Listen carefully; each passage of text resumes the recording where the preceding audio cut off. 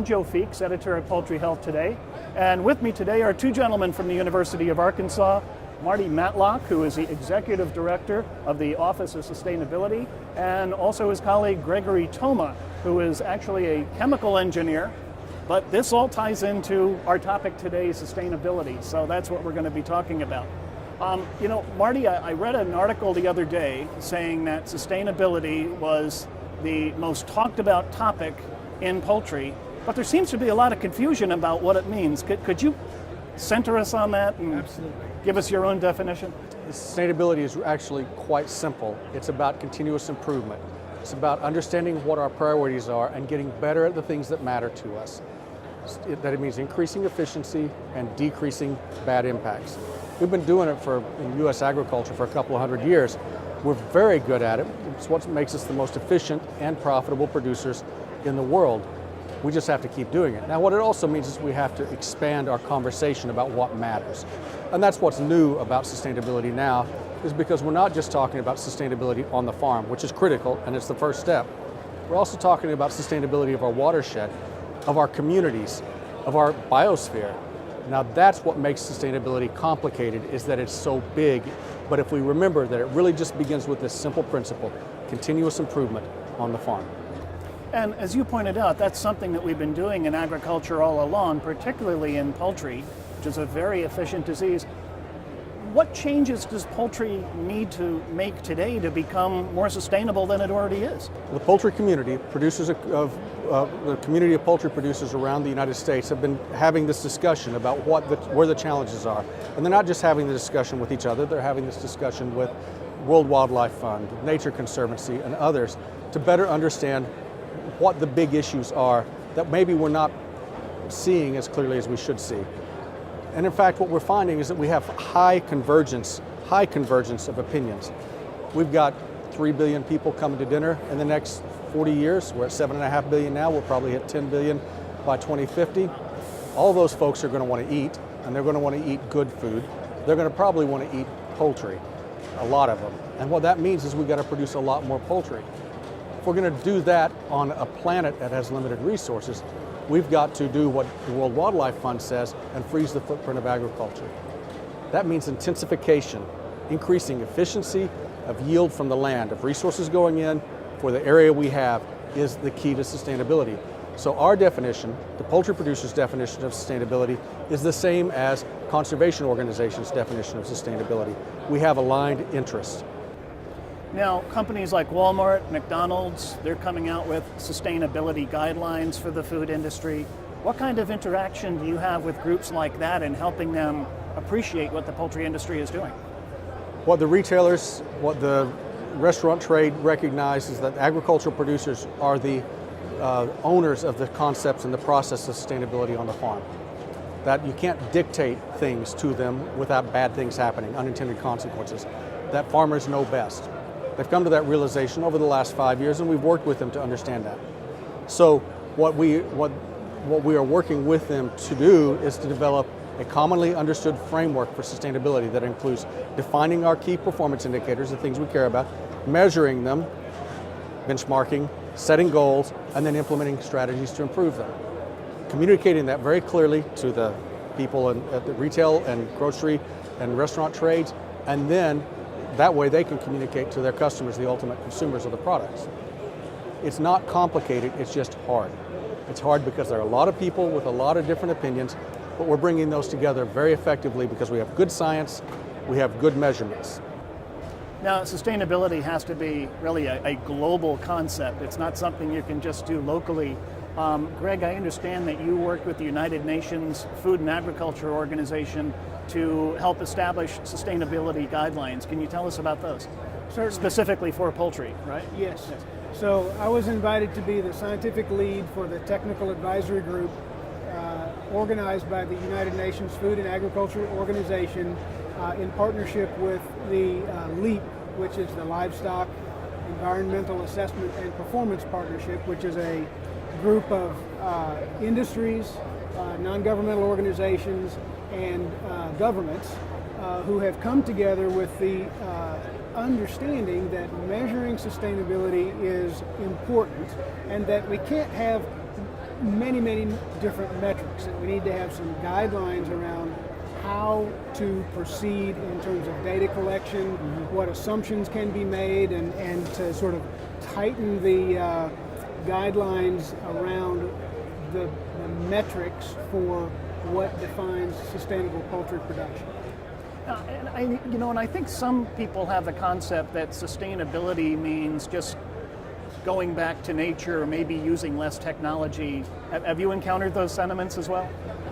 Yes, not so much with the Food and Ag organization, because they're really pretty forward-thinking on the one side. On the other side, I will tell you that of course the Food and Ag organization recognizes that there are many millions of smallholder operations globally, and so as we think beyond the U.S. borders and begin to try to incorporate these smallholders, then there's a tremendous opportunity for intensification and education of those smallholders, but they will probably always be free range in backyard systems that can continuously improve. But there's not a push to move everybody in that direction. There's an effort to be inclusive of and to bring those less productive backyard type systems into a more modern, productive, efficient system.